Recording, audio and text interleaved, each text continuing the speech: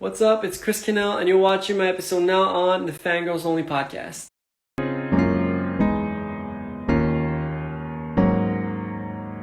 Hello, everyone. Welcome to this week's episode of Fangirls Only. I'm your host, Vanessa Framo, and today I'm here with Chris Quesnel. So, how are you doing today? I'm doing well. How are you? I'm doing good. All right, so your song and music video for Dance in the Bar came out pretty recently. So, what is the story behind the song? So actually it's a pretty fun story to be honest. It's about so I went to LA back in I think it was like almost last a year ago now, probably, yeah. And actually so I was there for music, recording some songs. And well basically we went out one night and I met a girl actually over there and I kind of had a crush on her. So I kind of talked and everything. And then like I don't know, it just the song came from there. So like that's where I got my inspiration. So, you did your first ever performance last summer. So, how Mhm. was that experience? And do you think you'll be prepared for more performances now, like less like nervous and stuff like that? Yeah, so actually like before doing that performance, because I came from more of a sports background before, so I didn't really know the like performance on a stage or anything like that. So like I was kind of like scared a bit because I was like, never been in front of people singing and stuff. It's kind of different than like performing like a sports stage or whatever. So when I did do it, like I was hooked right away, I'd say, and definitely gonna prepare me for the next one though. Nice. All right, so I was listening to your songs a few days ago, and let me just say, Disconnected is way too relatable. And also Cherry Chapstick, oh my God. So, how do you like choose what to like write about, and like what does your creative process look like when you're writing songs like these, the sad songs? Uh-huh. So, well, the sad songs are kind of like it's weird because they're kind of easier to write than the happy songs, Yeah, because I feel more like emotion. yeah, they're more real and also like I don't know when you're writing from like the heart comparatively to like just trying to like good vibes kind of thing. I feel like it's like the lyrics kind of like bring the song more to life than like let's say you're writing a happy song. You have to it's more rhythmic or like you're thinking more like a vibe thing. Yeah. But I feel like sad songs, I don't know, they just come from the heart and they're usually the best songs. I feel. Are like sad songs like easier to write than happy songs? Do you think? Um. Or I it's so different, but I feel like well for me, I feel like it's kind of weird to say, but like I feel like I'm more in my element writing sad songs than a happy song. yeah. So I don't know if it means I'm just sad all the time, but Okay. hopefully not. All right. So, when do most of your songwriting ideas hit you? Like early in the morning or late at night? Like, are you more of a Um, night owl yeah, or definitely, I don't know if it's a music thing because I've been listening to like a lot of like podcasts or like artists and stuff like, and they all say that they're well, most of them say like they're up recording late at night and stuff, and I mean I kind of relate to that because I mean it kind of messed up my sleep schedule. Like sometimes I'm just up like just recording because I also like I obviously I record in different places, but when I do record at home or like right at home. Sometimes I can be up until like 3 to 4 a.m., which is kind of bad, but yeah.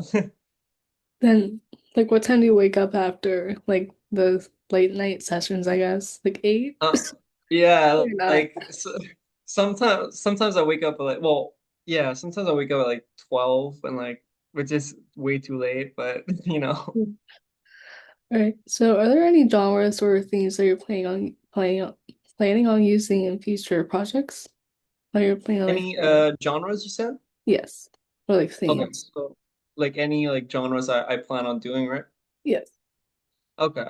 Yeah, well I actually wanna kind of like Uh, just I want to try to do something with more like acoustic guitars. So let's say I want to try to do something more slow, and because I kind of went on this kind of like pop rock kind of like uh vibe thing, but I feel like let's say the song that I did Disconnected, I really like kind of like the slow, also kind of like I don't know if it's pop-ish, but something like I want to try something slower.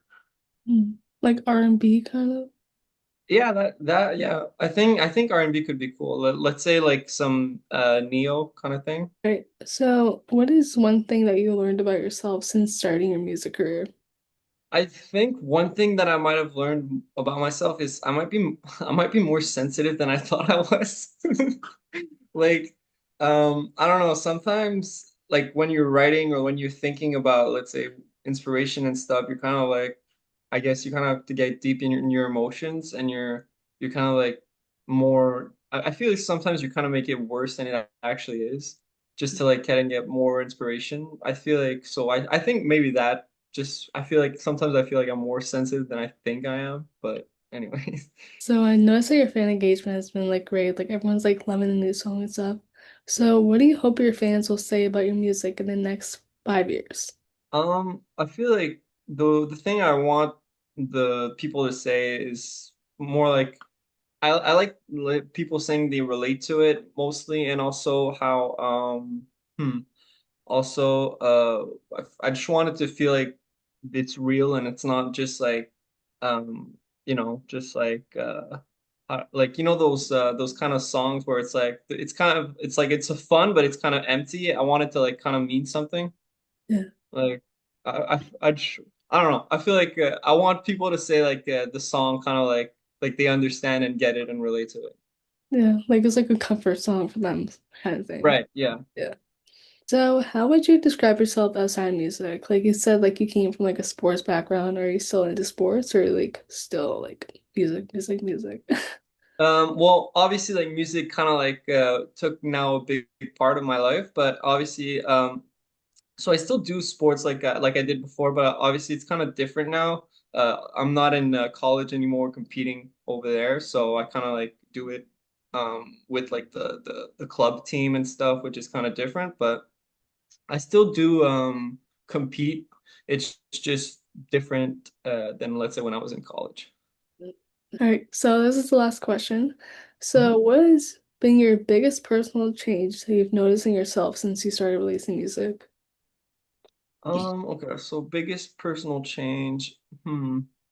I'd say I'm kind of like I feel like I'm more willing to go for like I feel like sometimes I kind of do things because I'm like, it'll be a good story to write about, like a good song to write about.